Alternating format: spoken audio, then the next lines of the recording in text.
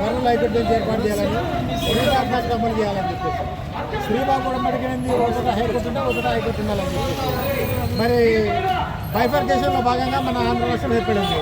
అప్పుడు చంద్రబాబు నాయుడు గారు ఏం చెప్పినారు, అన్ని ప్రాంతాలను సమానంగా అభివృద్ధి చేస్తానని అన్నాడు. ఇప్పుడేం మొత్తం అంతా అమరావతి అభివృద్ధి చేస్తూ ఉన్నారు. మరి అక్కడ హైకోర్టు పెట్టినప్పుడు రాజధాని పెట్టినప్పుడు ఇక్కడ కర్నూలు హైకోర్టు పెట్టాలి కదా, మరి ఇక్కడ కర్నూలు హైకోర్టు పెట్టకుండా మళ్ళీ అక్కడ మొత్తం అన్ని సబ్జెక్ట్ ఇస్తారు. మేము అది పోనీ అని చెప్పి అనుకున్నాం. 2024 ఏం చెప్పినాడు, కర్నూలు హైకోర్టు బెంచ్ ఇస్తామని చెప్పినాడు. హైకోర్టు బెంచ్ ఇస్తామని ఇంతవరకు దానికి ఆది లేదు, పునాది లేదు. పునాదన్న వేయాలి కదా, దానికి పునాది వేయాలి, జీవో రిలీజ్ చేయాలి కదా, బడ్జెట్ అలాట్ చేయాలి కదా, బిల్డింగ్ ఐడెంటిఫికేషన్ కావాలి కదా, మరి గజెట్ నోటిఫికేషన్ కావాలి కదా, ఇవన్నీ కూడా పెండింగ్లో ఉన్నాయి.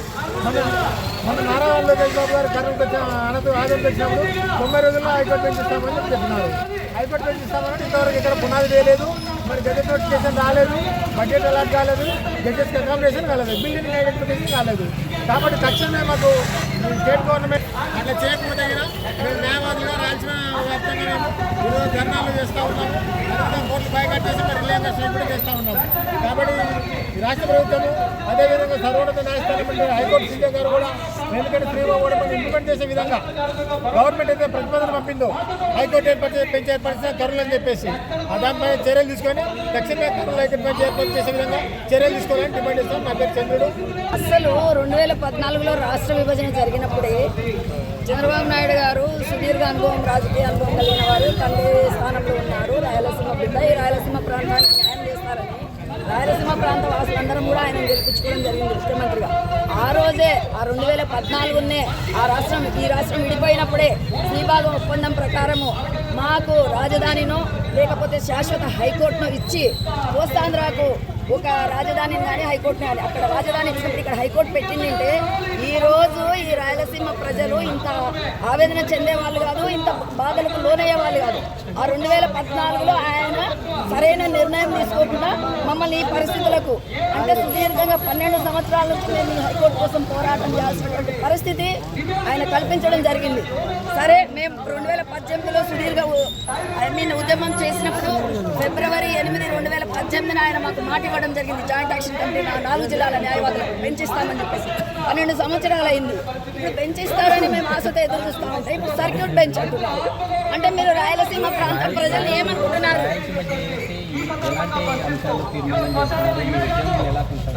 అదే రాయలసీమ ఉద్యమము, ఈ జాయింట్ యాక్షన్ కమిటీ ఏం చేయబోతుంది అనేది ముందు ముందు మీరు చూస్తారు. ఎందుకంటే ఆల్రెడీ మీరు 2018లో చూస్తున్నారు. మేము అమరావతి సెక్రటేరియట్ ముట్టడి కూడా చేయడం జరిగింది. 3 నెలలు మేము నిరాహార దీక్షలు కూడా చేయడం జరిగింది. బహుశా మేమంతా కూడా అమరణ నిరాహార దీక్షలకు దిగాల్సిన సందర్భం ఏర్పడవచ్చేమో చెప్పలేము.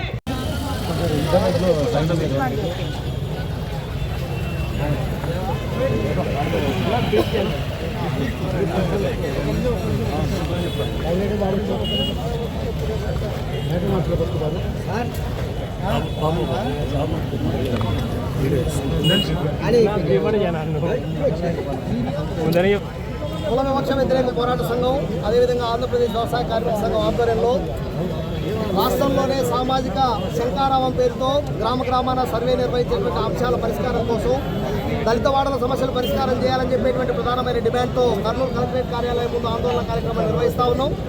ఈ జిల్లాలో 20 మండలాల్లో ఉండేటువంటి 130 గ్రామాల్లో సర్వే నిర్వహించాం. కేవలం 130 గ్రామాల్లో సర్వే నిర్వహిస్తే దాదాపు 60 గ్రామాల్లో శ్మశాన స్థలాన్ని ఆ రకమైన సమస్యలు ఎదుర్కొంటున్నారు అని చెప్పేసి మాకు వచ్చింది. శ్మశాన స్థలం దాదాపు 2 గ్రామాల్లో కబ్జా గురైంది.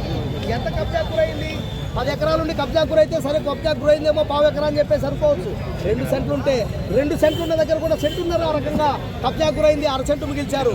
ఈరోజు దళితులు చచ్చిపోయిన తర్వాత రోడ్ల పక్కన పూడుస్తున్నారు, వంకల్లో పూడుస్తున్నారు. అసలు చచ్చిపోయిన తర్వాత పూడ్చడానికి స్థలమే లేకుండా మంది పొలాల్లో పోయి పూడుస్తున్నారు. ఆయన తిరిగి చేరేసుకుంటా ఉంటే ఆ గుట్టను దున్ని మరి చేంజ్ చేసుకున్నటువంటి పరిస్థితి. అంటే సచ్చేదాకా సమస్యలు ఎదుర్కొనేటువంటి దళితులకి సచ్చిన తర్వాత కూడా ఆత్మగౌరవంగా బతికి పొందకూర్చేటువంటి కూడా అవకాశం లేదు. దీన్ని మేము ఖండిస్తూ ఉన్నాం. ఇదే కాదు, అంతరాంతరం చాలా జటిలంగా ఉంది. ఇప్పటికీ కోసికి కౌతాల మండలాలకు పోతే 2 క్లాసుల పద్ధతి, 2